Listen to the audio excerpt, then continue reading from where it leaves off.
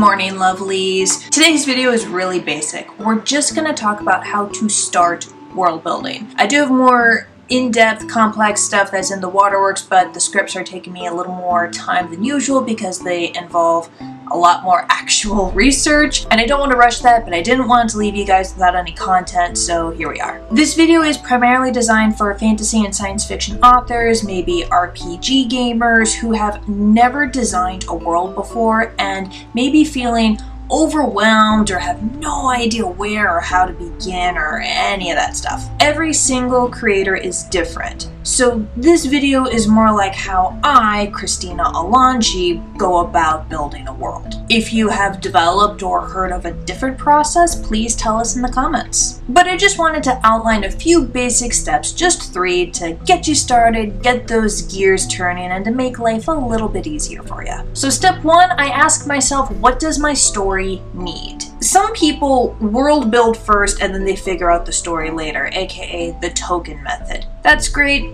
I don't do that. I switch them. I tend to start with the story or the basics of it, then I jump to world building, and then I work on both until I'm actually ready to start writing the damn thing. This is because when I'm about to world build for a story, I typically already know some of the basic elements of what that story is going to include. I'll know the rough ideas of 2 or maybe even 3 main characters. I'll have a bit of plot, a few tropes, and just a general aesthetic of what I want to work with. All of those things get pulled together in a very loose outline that helps me visualize what I already have, as well as the biggest gaps that I need to start filling in. So I'll know pretty early on this story needs to take place somewhere cold and snowy because I want winter and starvation to be serious threats and points of tension throughout the story. Or since most of these women characters know how to fight and at least one of them is a highly respected leader, I don't think I want a patriarchy here. Or this paladin gets her powers from a god, but I also want a bunch of other paladins and demigods with different powers to act as allies and enemies for her, so we need a bunch of different deities with a bunch of different powers, and they're probably going to be in conflict with each other.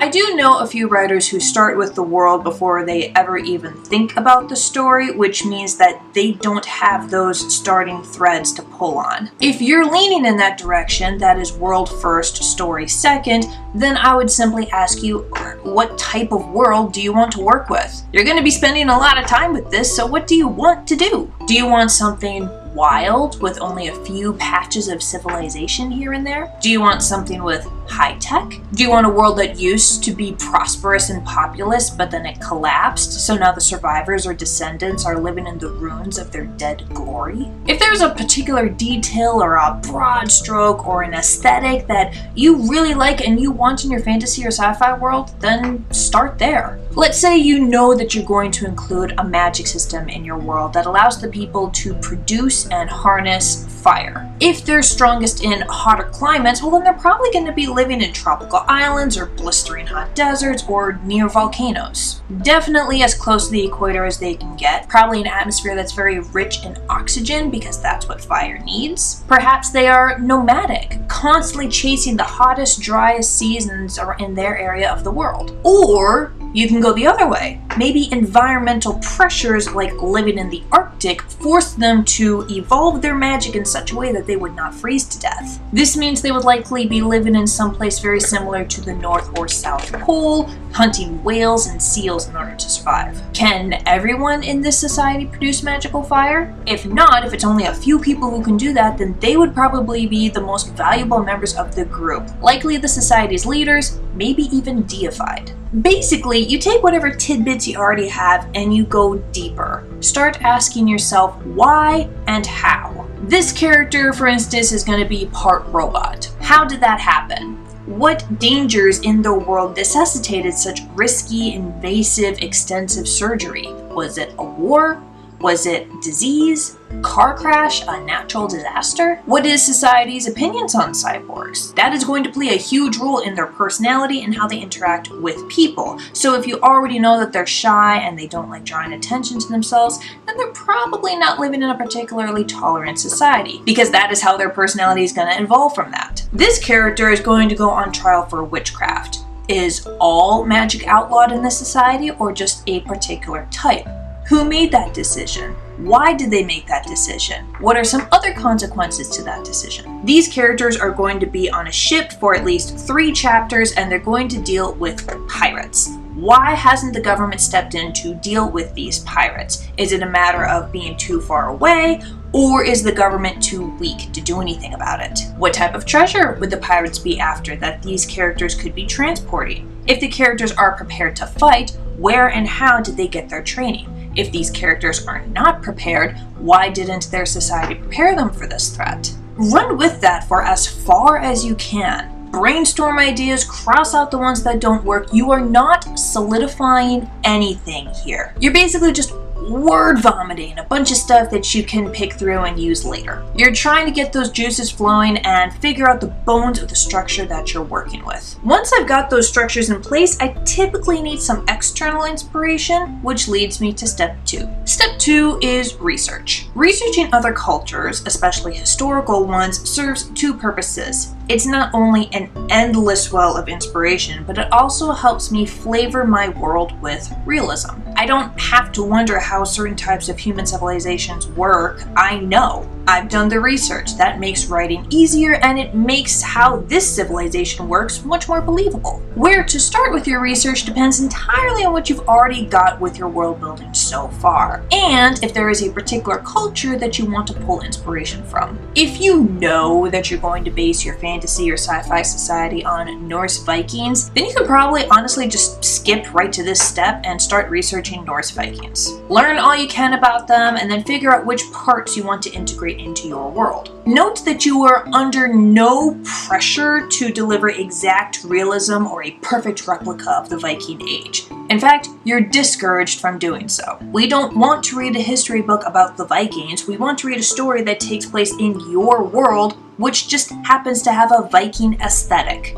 Big difference. But let's say you don't have a specific real-world society with which to base your fantasy society off of. Or you just want to know some general things. You don't want to base it off of any one particular civilization. Again, start with what you already have. If you know the type of climate or geography that you're working with, look up similar areas on Earth and see how people have survived there. Like if your story takes place in the icy tundra with those firebenders we mentioned earlier, research the Inuit and Northern Russians and see how they keep warm and find food. If your story takes place on islands with active volcanoes, then dig into the histories of Hawaii, Japan, the Philippines, and anywhere else in the Ring of Fire that deals with active volcanoes. Moving on to more cultural elements, the more fun ones in my opinion, if your society utilizes a pantheon of multiple gods, don't just research Greek and Norse mythology here, but see how the temples in these different deities operated in the real world. What were their relationships with the government? What were the people's relationships with them? How much power did these institutions have? How could all of this change if these gods were actually real in your fantasy world?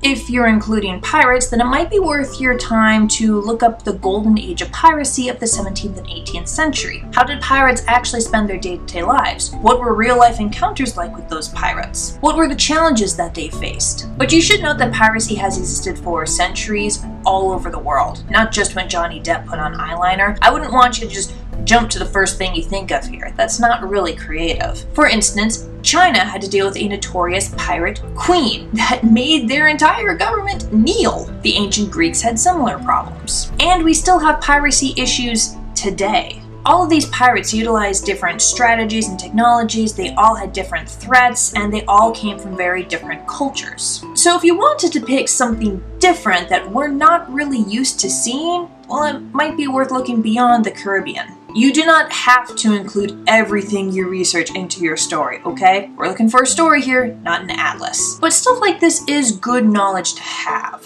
Figure out the points of similarity between your world and the real world and see how those points played out on Earth. Once you know, then you can play around with it, adding new technology or magic or whatever else. And because you're not writing a history paper, but rather a fantasy book, you don't have to binge read a bunch of academic papers and textbooks. No one's stopping you, but Wikipedia is your friend here. Be sure, if you want to read hundreds of diaries and letters and reports from the 17th century dealing with sailors' experiences with pirates, hey, you go right ahead. But don't feel like it's necessary. You just need a general idea of how this part of the world works, and then you can move on. Fill in the details later if they're important as they come up, and most of the time I do that with a quick Google search. Speaking of details, step 3, a checklist. You are never going to be able to think of every single detail that makes up an entire world, not if you want the time to actually write a story in it. But it is still handy to have a checklist that lists the most common details that tend to pop up in stories or questions that the fandoms typically ask. Sometimes it's just nice having something that will ask you questions about your world that forces you to answer them, get those creative juices flowing again, and you don't ever feel stuck.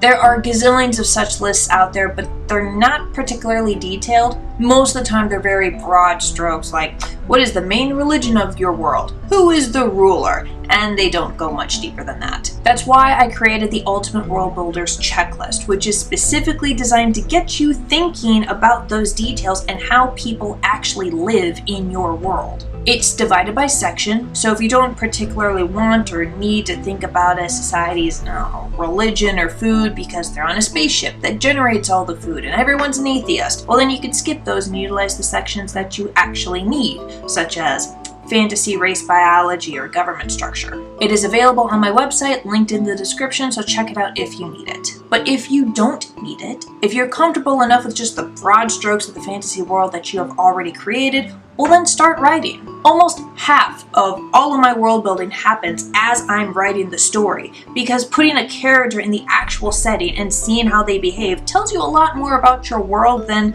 really anything else could. If you do want more instruction, I have a world building playlist here, as well as a writing playlist here. Go check them out. I will see you next time. Bye, lovelies.